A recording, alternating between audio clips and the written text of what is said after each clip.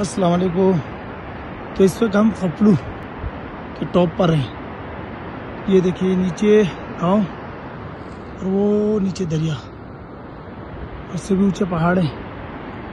हम टॉप पर हैं, काफ़ी हाइट है, मौसम भी ठीक है।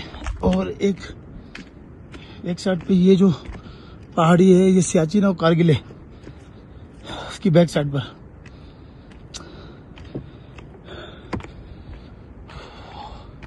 ऑक्सीजन लेवल थोड़ा कम होता है लेकिन एडजस्ट करना पड़ता है। और ये सामने ये देखिए कारगिल और सियाचिन इसकी बैक साइड पे दूर है यहाँ से, इस तरफ और नीचे खपलू पूरा गांव माशाल्लाह। और यहाँ मैं आपको एक और इंटरेस्टिंग बात बताऊं।